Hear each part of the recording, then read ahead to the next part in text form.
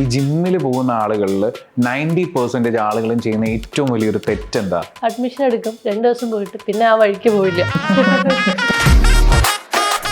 നിങ്ങൾ പറയുന്നത് വെച്ച് നോക്കുവാണെങ്കിൽ ശരിക്കും ഇതേന്നും പറഞ്ഞ് നമ്മൾ ഇരിക്കണം. ഏതേന്ന് പറഞ്ഞു?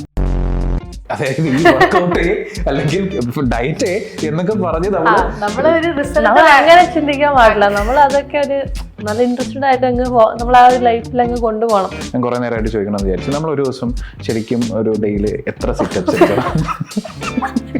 അത് നമുക്ക് പറ്റുന്ന രീതിയിൽ എടുത്താൽ മതി. ഇത്ര എടുക്കണം എന്നുള്ള നിർബന്ധമൊന്നുമില്ല. ഈ വർക്കൗട്ടൊക്കെ ചെയ്യാത്ത ആളുകളെ കാണുമ്പോൾ ഭയങ്കര കലിയാണെന്ന് പറയുന്ന പോലെ അല്ലേ? എന്നെ വന്നപ്പോ മുതൽ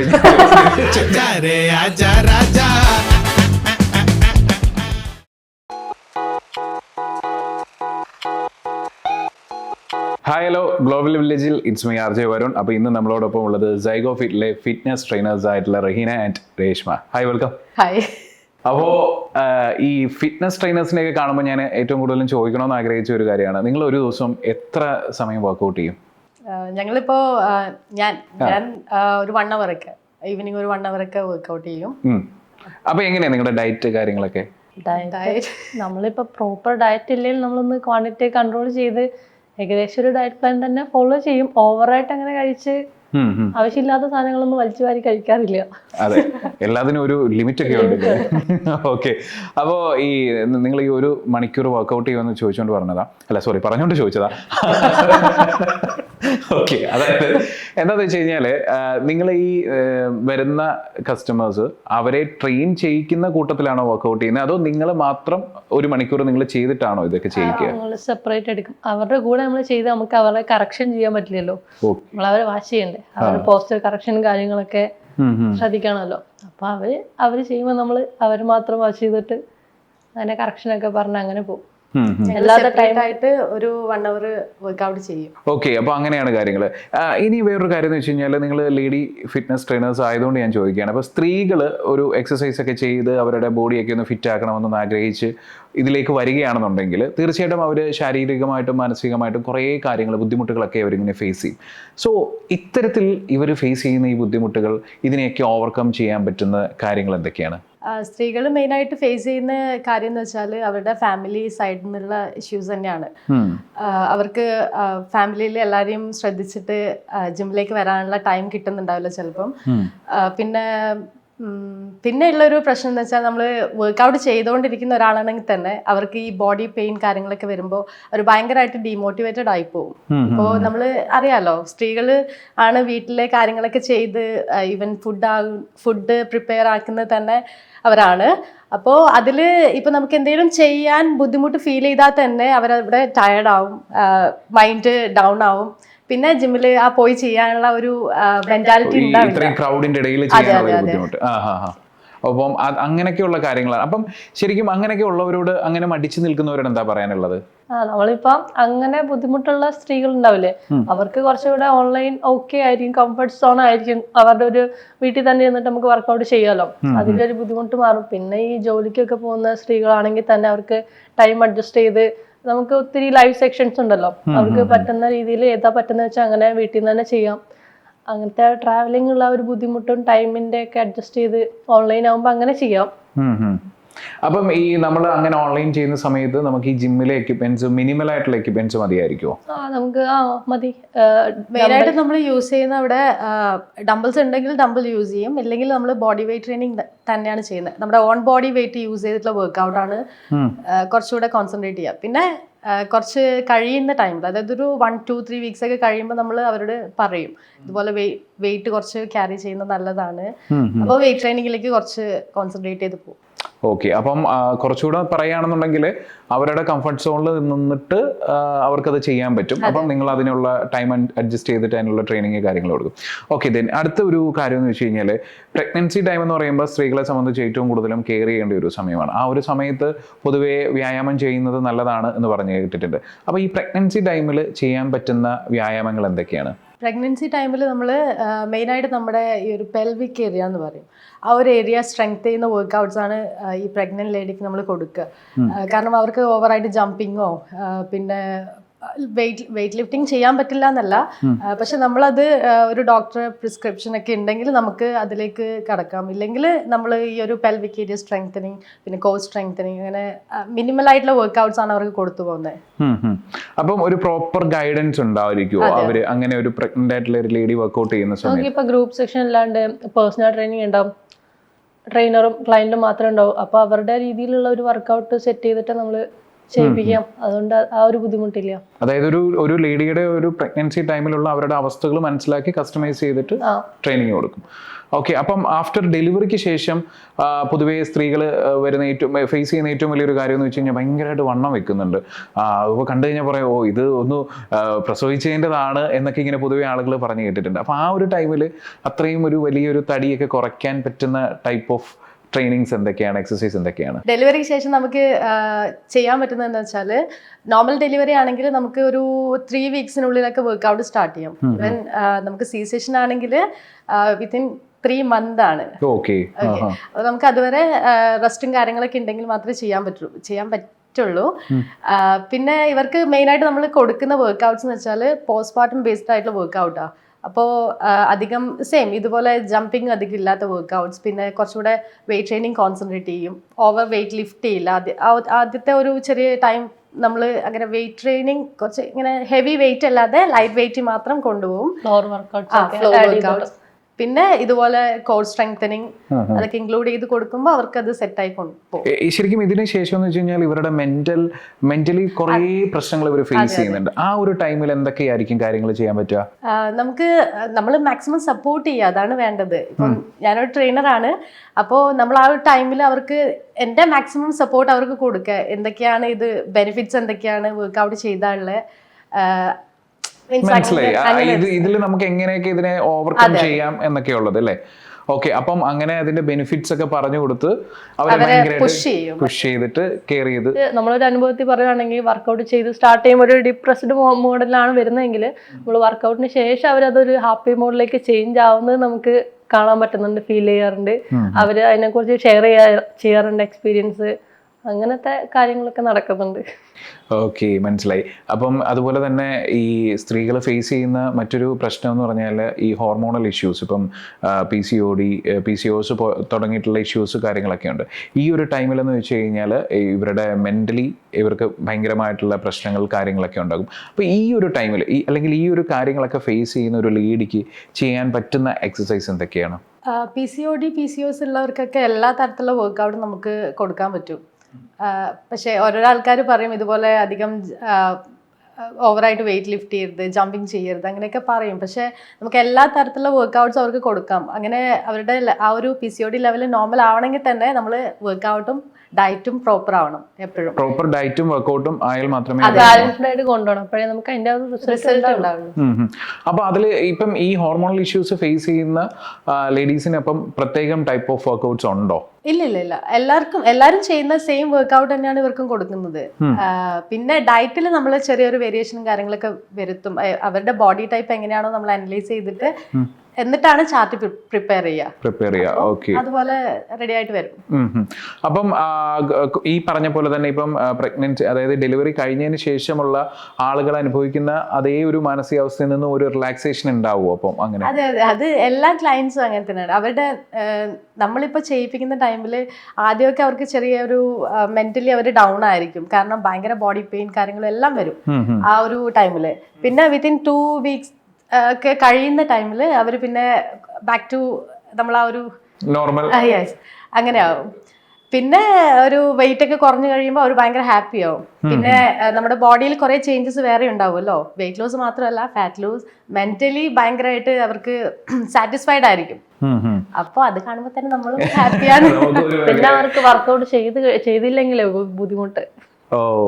ചെയ്യാതിരുന്നു ഒരു ദിവസം സ്കിപ്പായി പോയാ ഭയങ്കര വിഷമം. അല്ല, സാധാരണ ഞാനിങ്ങനെ കണ്ടിട്ടുണ്ടെന്നല്ല, ഞാനും അനുഭവിച്ചിട്ടുണ്ട്. നമ്മൾ ഫസ്റ്റ് ടൈം ഒക്കെ നമ്മൾ ഇപ്പം ആൺപിള്ളേരായിക്കോട്ടെ ജിമ്മിൽ പോയിട്ട് നമ്മൾ ഫസ്റ്റ് ഡേ വർക്കൗട്ടൊക്കെ ചെയ്ത് കൂടുതലും എനിക്ക് തോന്നുന്നു ബേസിക്സ് ആയിരിക്കും അന്ന് ചെയ്യുക. അപ്പോൾ അതൊക്കെ ചെയ്തിട്ട് പിറ്റേ ദിവസം നമ്മൾ ഈ അപ്സ്റ്റെയറിലാണ് ജിമ്മെങ്കിൽ തിരിച്ചിറങ്ങുക എന്ന് പറയുന്നത് ഒരു വലിയ ടാസ്ക്കാണ്. അതായത് ബോഡി ഫുള്ള് പെയിന്. ശരിക്കും അങ്ങനെയൊക്കെ ഉള്ളൊരു പ്രശ്നം കൊണ്ടായിരിക്കുമല്ലേ പിന്നെ ഇത് കണ്ടിന്യൂ ചെയ്യണോ വേണ്ട എന്നവരൊന്നുകൂടെ ആലോചിക്കുന്നുണ്ട്. ആ ബോഡി പെയിൻ കാരണം അയ്യോ നമുക്ക് എന്തോ വലിയ മസിൽസിന് എന്തോ പറ്റി എന്നുള്ള ഒരു ചിന്തയൊക്കെ കൂടുതൽ ആൾക്കാർക്ക് വരാറുണ്ട്. ഇങ്ങനെ ഇപ്പൊ ലെഗ് ഒക്കെ ചെയ്ത് മസിൽ പെയിൻ ആണെങ്കിൽ നല്ല പെയിൻ ഉണ്ടാവുമല്ലോ, ആ ടൈമിൽ ഇത് എനിക്ക് എന്തോ പറ്റിയതാണ്, ഇനി പറ്റില്ല എന്ന് പറഞ്ഞിട്ടുള്ള ഒരു ബുദ്ധിമുട്ടുണ്ട്. അപ്പം നമ്മൾ ആദ്യമേ ഒന്ന് പറഞ്ഞു കൊടുക്കും, ഇത്രയും പെയിന് വരാം, അത് കാര്യമൊക്കെ ഉണ്ടാകും, അടുത്ത ദിവസം ചെയ്തേ അത് ഓക്കെ ആവുള്ളൂ നമ്മൾ ഒന്ന് പറഞ്ഞ് മനസ്സിലാക്കി കൊടുക്കും. അപ്പോൾ അവർ ഓക്കെ ആയിരിക്കും, കേൾക്കുമ്പോൾ ഓക്കെ ആവും, അല്ലെങ്കിൽ അവർക്ക് അത് പേടിച്ചിട്ട് വരില്ല. അതെ, അല്ല പക്ഷേ ഞാൻ പോയ സമയത്ത് ഇപ്പൊ എന്റെ ട്രെയിനർ അങ്ങനെ പറഞ്ഞത് എനിക്ക് മനസ്സിലായി. അല്ല, എനിക്കറിയായിരുന്നു എനിക്കൊന്നും പറ്റിയിട്ടൊന്നുമില്ല, ഇതിന്റെ ഒരു പാർട്ടാണെന്ന് അറിയായിരുന്നു. പക്ഷെ പിന്നെ അത് കണ്ടിന്യൂ ചെയ്യാത്തത് എന്താണെന്ന് വെച്ച് കഴിഞ്ഞാൽ മടി. അതെ, ഇപ്പൊ ഞാനൊന്ന് യോഗ ട്രൈ ചെയ്താലോ നല്ലത്, ശരീരം എത്ര അനങ്ങണ്ടാലോ അല്ലേ, സുഖമായിട്ടിരുന്നിട്ട് അല്ല കുറച്ചുകൂടെ റിലാക്സേഷൻ കിട്ടുമെന്നൊക്കെ ഇങ്ങനെ പറഞ്ഞ് കേട്ടിട്ടുണ്ട്. അപ്പോൾ ഓക്കെ വാട്ടർ. അപ്പോൾ അടുത്തൊരു കാര്യം ഇങ്ങനെ ചോദിക്കാൻ വന്നതെന്ന് വെച്ച് കഴിഞ്ഞാൽ ഈ ജമ്പിങ് എക്സസൈസ്, ലേഡീസ് ഇങ്ങനെ ജമ്പിങ് എക്സസൈസ് ചെയ്യുന്ന സമയത്ത് ഇവരുടെ യൂട്രസ് ഇങ്ങനെ താഴേക്ക് പോകുന്നു എന്ന ടൈപ്പ് ഓഫ് കുറേ കിംവദന്തികൾ നമ്മുടെ നാട്ടിൽ കേൾക്കാറുണ്ട്. ഇതിലെന്തെങ്കിലുമൊക്കെ യാഥാർത്ഥ്യമുണ്ടോ? അതില് എന്ന് വെച്ചാൽ സെയിം ഞാൻ നേരത്തെ പറഞ്ഞ പോലെ നമ്മുടെ പെൽവിക് ഏരിയയിലെ മസിൽസ് സ്ട്രെങ്ത് കുറയുമ്പോഴാണ് ഈ ഇഷ്യൂസ് ഒക്കെ വരുന്നത്. അപ്പോൾ മെയിനായിട്ട് നമുക്ക് അവർക്ക് ചെയ്ത് കൊടുക്കാൻ പറ്റുന്നത് അവരുടെ ബോഡി കോർ മൊത്തം സ്ട്രെങ്ത് ചെയ്തെടുക്കുക. അത് കഴിഞ്ഞിട്ട് ആ ഒരു ടൈമിൽ നമ്മൾ എന്ത് ചെയ്യും, പിന്നെ മെയിനായിട്ട് വരുന്നത് നമ്മൾ ഓരോരോ ആൾക്കാരുടെ വെയിറ്റ് എപ്പോഴും നമ്മൾ നോക്കണം. ഇപ്പോൾ ഹെവി വെയിറ്റ് ഉള്ളവർക്ക് നമുക്ക് ജമ്പിങ് കാര്യങ്ങളൊക്കെ കൊടുത്താൽ അവർക്ക് എപ്പോഴും അത് ഇഞ്ചുറി ആവും. ഇപ്പോൾ ഈവൻ നീ ആണെങ്കിലും ബാക്ക് ആണെങ്കിലും ഈവൻ നമ്മുടെ യൂട്രസ് ഏരിയ ആണെങ്കിലും ഇഞ്ചുറി ആവുന്നതാണ്. അതെ. അപ്പോൾ നമ്മൾ മെയിനായിട്ട് ഇതുപോലെ സ്ട്രെങ്ത് ചെയ്ത് എടുത്തു കൊടുക്കുക. ആദ്യം സ്ട്രെങ്ത് ചെയ്യുക, പെൽവിക് ഏരിയ ഒക്കെ സ്ട്രെങ്ത് ചെയ്യുക. അത് കഴിഞ്ഞിട്ട് മാത്രം നമ്മൾ ഇതുപോലെ ജമ്പിങ് എക്സസൈസ് എന്നല്ല, അതിന് മുന്നേ നമ്മൾ മോഡിഫൈഡ് വേർഷൻസ് ഒക്കെ കൊടുക്കാൻ നോക്കും മാക്സിമം. കഴിഞ്ഞിട്ട് അവരുടെ ബോഡി വെയിറ്റ് ഒക്കെ ഓക്കെ ആയി കഴിഞ്ഞിട്ട് ജമ്പിങ് കാര്യങ്ങളൊക്കെ കൊടുക്കാൻ തോന്നും. അങ്ങനെയാണ്. പിന്നെ അതുപോലെ തന്നെ ഈ ക്രാഷ് ഡയറ്റ്സ് ഇപ്പൊ ഭയങ്കരമായിട്ട്, ഇപ്പൊ നമ്മൾ ഇൻസ്റ്റ റീൽസ് എടുത്താലൊക്കെ നമ്മളിങ്ങനെ സ്ക്രോൾ ചെയ്ത് പോകുമ്പോൾ ഈ ക്രാഷ് ഡയറ്റ്സിന്റെ റീൽസ് ഒക്കെ ഭയങ്കരമായിട്ട് നമുക്ക് കാണാൻ പറ്റുന്നുണ്ട്. പക്ഷെ ഇതൊരു പരിധിയിൽ കൂടുതൽ അങ്ങനെ ഡയറ്റ് എടുക്കുന്നവർക്ക് ഇതൊരു ദോഷകരമായിട്ടുള്ള ഒരു കാര്യമാണ് എന്നിങ്ങനെ പറഞ്ഞു കേട്ടിട്ടുണ്ട്. ഈ പ്രോപ്പർ ഡയറ്റും ഈ ക്രാഷ് ഡയറ്റ്സും അത് തമ്മിലുള്ള ഡിഫറൻസ്, ഇതുകൊണ്ടുള്ള ദോഷങ്ങൾ എന്തൊക്കെയാണ് ആക്ച്വലി? നോർമൽ ഡയറ്റ് ആകുമ്പോൾ നമുക്ക് ആവശ്യത്തിലുള്ള ന്യൂട്രിയൻസ് ഒക്കെ നമ്മളെ ബോഡിയിൽ കിട്ടിയിട്ട് എടുക്കുന്ന ഒരു ഹെൽത്തി ഡയറ്റ് ആയിരിക്കും. മറ്റേ നമ്മൾ എങ്ങനെയെങ്കിലും ഒന്ന് വെയിറ്റ് കുറയണം എന്നുള്ളത്, അതുകൊണ്ട് എങ്ങനെയെങ്കിലും കുറഞ്ഞാൽ മതി എന്നുള്ളതിൽ എടുക്കുന്നതാണ്. അതിൻ്റെതായ ഒരു ബുദ്ധിമുട്ടുണ്ടാവും. അതായത് നമ്മൾ സഡൻലി നമ്മൾ ഇങ്ങനെ ഒരു ഡയറ്റ് എടുക്കുമ്പോൾ നമ്മുടെ ബോഡി അത് അക്സെപ്റ്റ് ചെയ്യത്തില്ല, അങ്ങനെ ആയിരിക്കുമോ? നമ്മൾ ക്രാഷ് ഡയറ്റ് എടുക്കുമ്പോൾ നമുക്ക് ഭയങ്കരമായിട്ട് സൈഡ് എഫക്ട്സ് ഉണ്ട് അതിൽ. അത് മെയിനായിട്ട് നമ്മുടെ മെന്റൽ ഹെൽത്ത് തന്നെയാണ്. ഭയങ്കരമായിട്ട് നമ്മൾ ഡൗൺ ആവും. ഈവൻ ഒരു ചെറിയൊരു ഷുഗർ കിട്ടാണ്ടിരിക്കുമ്പോൾ നമ്മൾ ഭയങ്കരമായിട്ട് പ്രഷർ ചെയ്യല്ലേ, അപ്പോൾ അങ്ങനത്തെ ഒരു സിറ്റുവേഷൻ ഉണ്ടാവും. പിന്നെ ഉണ്ടാവുന്നത് നമ്മുടെ മെറ്റബോളിസം കുറയും, മസിൽ ലോസ് ഉണ്ടാവും, പിന്നെ അങ്ങനെ കുറെ സൈഡ് എഫക്ട്സ് ഉണ്ട് ക്രാഷ് ഡയറ്റ് എടുക്കുമ്പോൾ. ഓക്കെ. അപ്പൊ അതായത് പെട്ടെന്നൊരു ഡയറ്റ് നമ്മൾ പോകുന്ന സമയത്ത് നമ്മുടെ ബോഡി ഒരിക്കലും അതുമായിട്ട് അറ്റാച്ച്ഡ് ആവത്തില്ല. ശരിക്കും ഒരു പ്രോപ്പർ ഡയറ്റ് പ്ലാന് എങ്ങനെയായിരിക്കും നമ്മൾ ഒന്ന് ഒരു ചാർട്ട് ചെയ്ത് എടുക്കണമെങ്കിൽ അത് ഏത് രീതിയായിരിക്കും? ഒരു നോർമൽ ഒരാൾക്ക് ഉള്ള ഒരു ഡയറ്റ് പ്ലാൻ, അയാൾക്ക് പ്രത്യേകിച്ച് അസുഖങ്ങളോ കാര്യങ്ങളോ ഒന്നുമില്ല, പക്ഷെ നോർമലി ഒരു ഹെൽത്തി ലൈഫായിട്ട് ഇങ്ങനെ പോകണം എന്നുണ്ടെങ്കിൽ എന്തായിരിക്കും അയാളുടെ ഒരു ഡയറ്റ് പ്ലാൻ? ഈ ബ്രേക്ക്ഫാസ്റ്റ് ടു ഡിന്നർ വരെയുള്ള ഒരു കാര്യം എന്ന് പറയൂ. ഒരു നോർമൽ പേഴ്സൺ നമ്മൾ അവരുടെ വെയിറ്റ് ചെക്ക് ചെയ്തിട്ട് അവർക്ക് എത്ര കാലറീസ് വേണമെന്ന് നമ്മൾ കാൽക്കുലേറ്റ് ചെയ്ത് എടുക്കും. എന്നിട്ടാണ് അവർക്ക് ആ ഒരു പ്ലാൻ പ്രിപ്പയർ ചെയ്ത് കൊടുക്കുന്നത്. അപ്പോ പിന്നെ ഡയറ്റീഷ്യൻസ് ഉണ്ട്, അവര് വേണ്ടുന്ന പോലെ അങ്ങ് ചെയ്തോളൂ. ഏറ്റവും നല്ല ഓപ്ഷൻ അതാണ്. നമ്മളൊരു ഡയറ്റീഷ്യനെ കൺസൾട്ട് ചെയ്യുക, എന്നിട്ട് ഡയറ്റ് പ്രിപ്പയർ ചെയ്യുന്നതായിരിക്കും ഏറ്റവും ബെസ്റ്റ്. അപ്പം നമ്മളിങ്ങനെ ഡയറ്റ് പ്ലാൻസിന്റെ കാര്യമായിരുന്നു പറഞ്ഞത്, റെഗുലർ ആയിട്ട് നമുക്ക് ചെയ്യാൻ പറ്റുന്നത്. അപ്പം നിങ്ങളുടെ ഈ ഒരു ജിമ്മില് ഈ കൊച്ചുകുട്ടികൾ, അതായത് ഒരു ടീനേജേഴ്സ് ഒക്കെ വരാറുണ്ടോ? വരാറുണ്ട്. അവർ ഫേസ് ചെയ്യുന്ന ഏറ്റവും വലിയൊരു കാര്യമാണ് ഈ പറയുന്ന പോലെ അമിതവണ്ണം. ശരിക്കും അവർക്ക് എന്ത് ടൈപ്പ് ഓഫ് ഫുഡുകൾ നിങ്ങൾ ഒഴിവാക്കാൻ പറയും, എന്ത് ടൈപ്പ് ഓഫ് ഫുഡുകൾ ആഡ് ചെയ്യാൻ പറയും? അവരിപ്പോ കൂടുതലായിട്ട് കുട്ടികൾ കഴിക്കുന്ന പുറത്തുനിന്നുള്ള bakery items, junk foods, sweets, junk food അതൊക്കെയാണല്ലോ. അതൊക്കെ മാക്സിമം ഒഴിവാക്കിയിട്ട് കൊണ്ടുപോവാം. പിന്നെ പ്രോട്ടീൻ റിച്ച് ആയിട്ടുള്ള ഈ മുട്ട, അങ്ങനത്തെ ഐറ്റംസ് ഇല്ലേ, പനീർ, അങ്ങനത്തെ ഐറ്റംസ് ഒക്കെ ആഡ് ചെയ്ത് കൊടുത്താൽ മതി. പച്ചക്കറി, അങ്ങനെയുള്ള കാര്യങ്ങൾ അല്ല. ആക്ച്വലി ഇതൊക്കെ ഈ പിള്ളേർ അനുസരിക്കുമോ അതോ നിങ്ങൾ അടിച്ചു പഠിപ്പിക്കുമോ? അടിച്ചു പഠിപ്പിക്കില്ല. അവർക്ക് കുറച്ചുകൂടെ റിക്രിയേഷൻ ബേസ്ഡ് ആയിട്ടുള്ള വർക്ക്ഔട്ട്സ് നമ്മൾ കൊടുക്കുക. അതായത് ഇങ്ങനെ ഓടി പഠിക്കുക, അങ്ങോട്ടും ഇങ്ങോട്ടും തൊടുക, അങ്ങനത്തെ സാധനങ്ങളൊക്കെ ഇല്ലേ, അങ്ങനത്തെയാണ്. എങ്ങനെയെങ്കിലും ബോഡി ഒന്ന് അനങ്ങിയാൽ മതി എന്നുള്ള ടൈപ്പ് ഓഫ്. അത് ഇവര് കൊച്ചുകുട്ടികൾ അങ്ങനെയാണല്ലോ, ഫുള്ള് ഇങ്ങനെ ടിവിയുടെ മുന്നിലും ആക്റ്റീവ് ആയിരിക്കില്ല എപ്പോഴും. അപ്പൊ നമ്മൾ ഇങ്ങനത്തെ ഗെയിം പോലെ കൊടുക്കുമ്പോൾ അവർക്ക് അത് കുറച്ചുകൂടെ ഇൻട്രസ്റ്റിംഗ് ആണ് ചെയ്യാൻ വേണ്ടിട്ട്. അപ്പോൾ അവര് കുറച്ച് ഓടുകയും ചാടുകയും ചെയ്യുമ്പോൾ തന്നെ ആ ഒരു ഡയറ്റും കൂടെ പ്രോപ്പറായിട്ട് ഫോളോ ചെയ്യുമ്പോൾ വെയിറ്റ് കുറയും. ഓക്കെ. അതുപോലെ മറ്റൊരു കാര്യം ചോദിക്കുന്നത് വെച്ചാൽ ഈ വെയിറ്റ് ലിഫ്റ്റ് കുറെ കാര്യങ്ങളുണ്ടല്ലോ. അപ്പം അത് ഇപ്പം ആണുങ്ങൾ എടുക്കുന്നത് പോലെ തന്നെ ഇപ്പോൾ പെൺകുട്ടികളും ചെയ്യുന്നുണ്ട്. അപ്പം പൊതുവേ ഇപ്പം ഇങ്ങനൊരു സംസാരം എന്ന് പറഞ്ഞു കഴിഞ്ഞാൽ പെൺകുട്ടികൾ ഇങ്ങനെ വെയിറ്റ് ലിഫ്റ്റ് ഇത്തരത്തിലുള്ള കാര്യങ്ങളൊക്കെ ചെയ്ത് കഴിഞ്ഞ് കഴിഞ്ഞാൽ ഒരു മെയിലിൻ്റെ ഒരു ഫിസിക്ക് അവർക്ക് വരും. അതിപ്പം ബോഡി ഒക്കെ കാണാനും ഒക്കെ ആ ഒരു രീതിയിലേക്ക് വരും എന്നിങ്ങനെ ഒരു കാര്യങ്ങൾ പറയുന്നുണ്ട്. ശരിക്കും അതിലെന്തെങ്കിലുമൊക്കെ സത്യമുണ്ടോ? അതില് സത്യം ഇല്ല ശരിക്കും പറഞ്ഞാല്. കാരണം നമ്മുടെ മെയിലിന്റെയും ഫീമെയിലിന്റെയും ഹോർമോൺസ് ഭയങ്കര ഡിഫറെന്റ് ആണ്. അപ്പോൾ നമ്മൾ എന്തെങ്കിലും അഡീഷണൽ ആയിട്ട് ഇൻജെക്ട് ചെയ്തിട്ട് അങ്ങനെ വർക്ക്ഔട്ട് ചെയ്യുന്നുണ്ടെങ്കിൽ മാത്രമേ നമുക്ക് ഇത്രയും എക്സ്പോസ് ആയിട്ട് മസിൽസും കാര്യങ്ങളൊക്കെ വരുള്ളൂ. അല്ലെങ്കിൽ നമ്മൾ ലേഡീസ് വർക്ക്ഔട്ട് ചെയ്യുന്ന നമ്മുടെ ഉള്ള ഫാറ്റ് ഒന്ന് ടോൺ ചെയ്ത് അത് മസിലോട്ട് മാറുന്നു എന്നല്ലാതെ നമുക്ക് ഓവറായിട്ട് അങ്ങനെ ബൾക്കായിട്ട് അങ്ങനെ മസിൽസിലേക്ക് മെയിൽസിനെ പോലെ വരില്ല. ഒരു മെയിലിന്റെ ഫിസിക് ഒന്നും അങ്ങനെ വരാൻ സാധ്യത കുറവാണ്. നമുക്ക് ഇച്ചിരി കട്ട് വരും, ടോൺ ചെയ്ത് വരും, പക്ഷെ അത്രയും മസിൽസ് മാസ് അത്രയും കൂടില്ല എത്ര ശ്രമിച്ചാൽ. പിന്നെ സ്റ്റീറോയിഡ് ഒക്കെ യൂസ് ചെയ്തിട്ടുള്ള കോമ്പറ്റീഷൻ ടൈപ്പ് ആണെങ്കിൽ മാത്രമേ അതിൻ്റെയൊക്കെ ആവശ്യമുള്ളൂ. നോർമൽ ലൈഫിൽ നമുക്ക് അതിൻ്റെ ആവശ്യമില്ലല്ലോ. ജസ്റ്റ് ഒരു ഫിസിക്കൽ ഫിറ്റ്നസ് മെയിൻറ്റെയിൻ ചെയ്താൽ പോരെ. നമ്മുടെ നാട്ടിലെ ഒരു ജംഗ്ഷനിലൊക്കെ ഇറങ്ങിക്കഴിഞ്ഞാൽ ഇപ്പോൾ ഇഷ്ടം പോലെ ഫിറ്റ്നസ് സെൻറ്റേഴ്സ്, അതിൽ സർട്ടിഫൈഡ് ആയിട്ടുള്ള ട്രെയിനേഴ്സ് ഉണ്ട്, അല്ലാതെ എക്സ്പീരിയൻസ്ഡ് ആയിട്ടുള്ള കുറേ ആളുകളുണ്ട്, അങ്ങനെയൊക്കെ പോകും. പക്ഷേ ഇവിടുത്തെയൊക്കെ നമ്മൾ ഒരു ഫ്രണ്ടിൽ ചെല്ലുമ്പോൾ ഒരു ഗാലറിയിലൊക്കെ കാണാൻ പറ്റുന്ന കാര്യങ്ങൾ എന്ന് വെച്ച് കഴിഞ്ഞാൽ പിണ്ണാക്ക് പോലെയാണ് നമ്മുടെ പ്രോട്ടീൻ പൗഡേഴ്സ് വെച്ചിരിക്കുന്നത്, അതുപോലെ സപ്ലിമെൻറ്റ്സ് കാര്യങ്ങളൊക്കെ. അത് ചെറിയ റേറ്റിനും വലിയ റേറ്റിനും പല റേറ്റുകളിലും ഇത് അവൈലബിൾ ആണ്. ശരിക്കും നമ്മളൊരു പ്രോട്ടീൻ പൗഡർ ഒക്കെ എടുക്കുന്ന സമയത്ത്, സെലക്ട് ചെയ്യുന്ന സമയത്ത് അതിനകത്ത് എന്തൊക്കെ കാര്യങ്ങളാണ് നമ്മൾ ശ്രദ്ധിക്കേണ്ടത്? നമ്മൾ മെയിനായിട്ട് അതിൻ്റെ ലേബിൾ ചെക്ക് ചെയ്യുക. പ്രോട്ടീൻ പൗഡറിൻ്റെ ബാക്കിൽ ലേബിൾ ഉണ്ടാവും, അത് ചെക്ക് ചെയ്യണം. അതിലിപ്പോൾ ഒരു സ്കൂപ്പിൽ നമ്മൾ 20-25% പ്രോട്ടീൻ ഉണ്ടാവണം എന്നാണ് പറയാറ്. ഓക്കെ. അപ്പോൾ അതിൽ ആ ഒരു പെർസെൻറ്റേജ് ഉണ്ടെങ്കിൽ നമുക്കത് നല്ല പ്രോട്ടീൻ പൗഡറാണ്. പിന്നെ ചെക്ക് ചെയ്യേണ്ടത് അത് ഐസൊലേറ്റ് ആണോ കോൺസെൻട്രേറ്റ് ആണോ നമ്മൾ നോക്കുക. അപ്പോൾ ഇതും മെയിൻ ആയിട്ടുള്ള ഒരു കാര്യമാണ്. അപ്പോൾ ഇത് രണ്ടും നോക്കുവാണെങ്കിൽ കുറച്ചുകൂടെ ബെറ്റർ ആയിട്ടുള്ള പ്രോട്ടീൻ പൗഡർ നമുക്ക് കിട്ടും. അപ്പോൾ നമ്മൾ ഈ പ്രൈസ് വെച്ച് കമ്പയർ ചെയ്യുമ്പോൾ ഒരു ഈ ലോ പ്രൈസിലുള്ള സാധനങ്ങൾ യൂസ് ചെയ്യാതിരിക്കുക എന്നതാണ് കൂടുതൽ. ലോ പ്രൈസിൽ മെയിൻ ആയിട്ട് അത്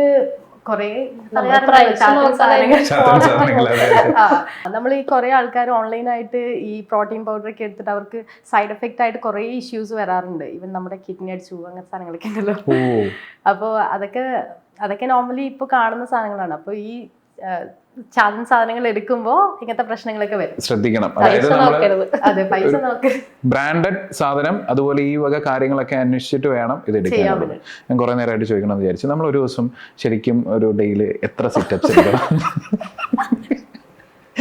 അതെ, എത്ര എടുക്കേണ്ടി വരും? എത്ര സിറ്റപ്സ്, എത്ര പുഷപ്സ്, അങ്ങനെ എന്തെങ്കിലും നമുക്ക് പറ്റുന്ന രീതിയിൽ എടുത്താൽ മതി. ഇത്ര എടുക്കണം എന്നുള്ള നിർബന്ധമൊന്നുമില്ല. ഈ ഫിറ്റ്നസ് ട്രെയിനേഴ്സിന് പൊതുവെ ഈ നമ്മളെ ഈ വർക്കൗട്ടൊക്കെ ചെയ്യാത്ത ആളുകളെ കാണുമ്പോൾ ഭയങ്കര കലിയാണെന്ന് പറയുന്ന പോലെ അല്ലേ? എന്നെ വന്നപ്പോ മുതൽ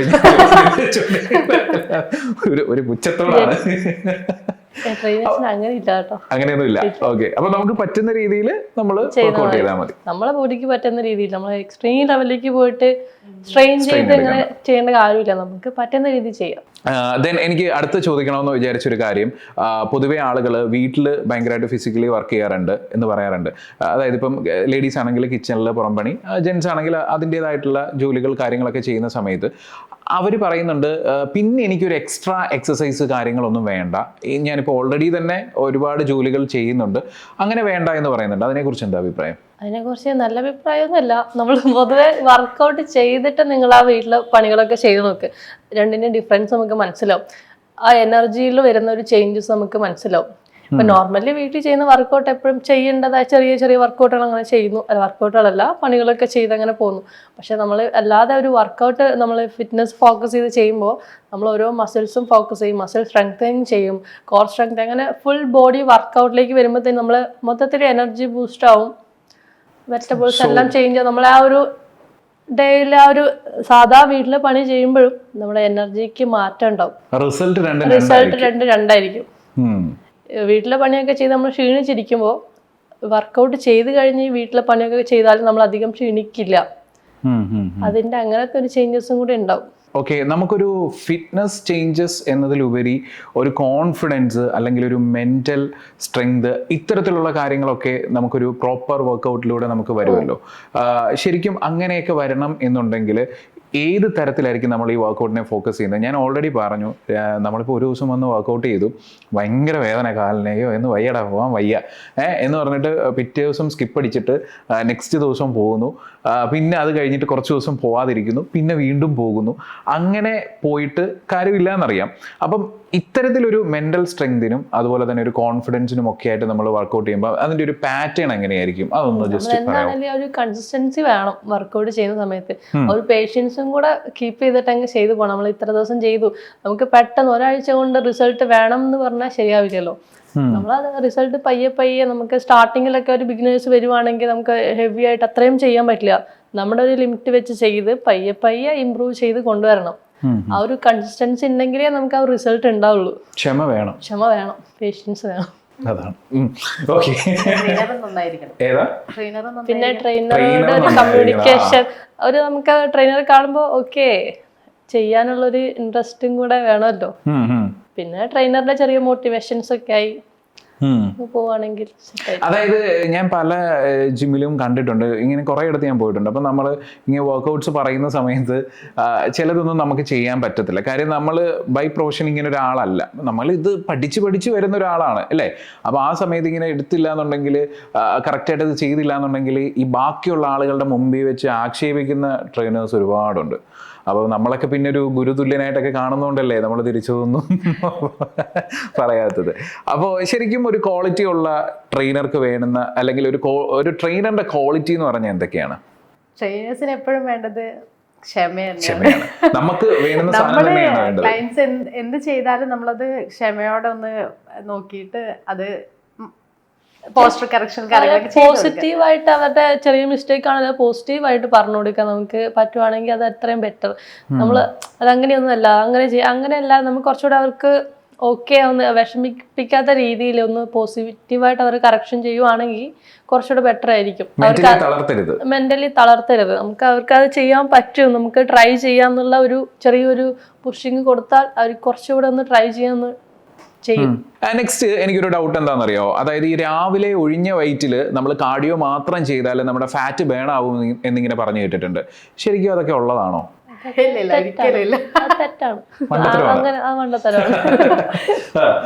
അതെന്തായിരിക്കും അങ്ങനെ പറയാനുള്ള കാര്യം?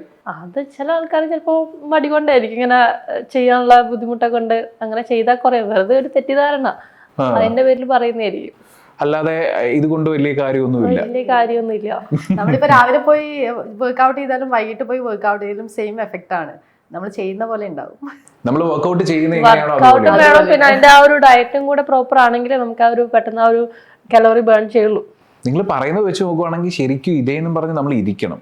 ഏതെന്ന് പറഞ്ഞു, അതായത് ഈ വർക്ക്ഔട്ട് അല്ലെങ്കിൽ ഡയറ്റ് എന്നൊക്കെ പറഞ്ഞ് നമ്മൾ അങ്ങനെ ചിന്തിക്കാൻ പാടില്ല. നമ്മൾ അതൊക്കെ ഒരു നല്ല ഇൻട്രസ്റ്റഡ് ആയിട്ട് അങ്ങ് നമ്മൾ ആ ഒരു ലൈഫിൽ അങ്ങ് കൊണ്ടുപോകണം.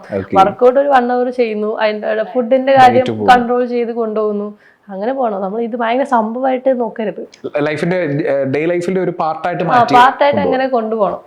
ഓക്കെ, ഇതല്ലെങ്കിൽ ഭയങ്കരമായിട്ട് ഇങ്ങനെ നോക്കി കാണരുത്. അതെ, ചോറ് കഴിച്ചു കഴിഞ്ഞാൽ വണ്ണം കൂടുമെന്ന് ഇങ്ങനെ പറയുന്നുണ്ട്. പക്ഷെ നമ്മുടെ പഴയ തലമുറയാണെങ്കിൽ ഇപ്പൊ രാവിലെ ചോറ്, ഉച്ചയ്ക്ക് ചോറ്, രാത്രിയിലെ ചോറ് ഇങ്ങനെയായിരുന്നു. പക്ഷെ എനിക്ക് തോന്നുന്നു ഈ പറയുന്ന പോലെ അവരുടെ ലൈഫ് സ്റ്റൈൽ വേറൊരു രീതി ആയതുകൊണ്ടായിരിക്കാം. പക്ഷെ ഇപ്പൊ നമ്മുടെ ജനറേഷനൊക്കെ വന്നപ്പോൾ രാവിലെ ഒരു ടൈപ്പ് ഓഫ് ബ്രേക്ക്ഫാസ്റ്റ്, ഉച്ചയ്ക്ക് ചോറ്, രാത്രിയിൽ ഇപ്പോൾ ദോശ, ഗോതമ്പ് ദോശ, ചപ്പാത്തി, ലൈക്ക് അങ്ങനെ എന്തെങ്കിലും ആയിരിക്കും.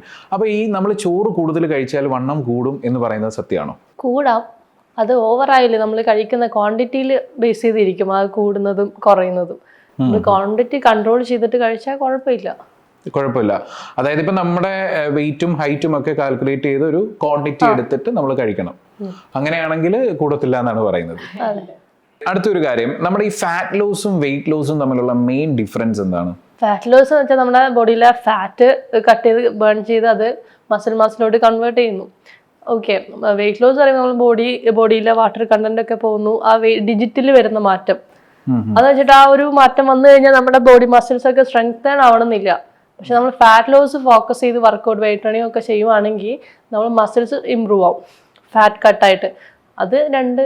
അതാണ് മാറ്റം, ഡിഫറൻസ്. ഓക്കെ, ഇനി ഫൈനലി ഞാനൊരു ചോദ്യം കൂടെ ചോദിക്കാം. ഈ ജിമ്മിൽ പോകുന്ന ആളുകളിൽ 90% ആളുകളും ചെയ്യുന്ന ഏറ്റവും വലിയൊരു തെറ്റെന്താ? എന്താ വെച്ചാല് അഡ്മിഷൻ എടുക്കും 2 ദിവസം പോയിട്ട് പിന്നെ ആ വഴിക്ക് പോയില്ല, അതൊന്ന്.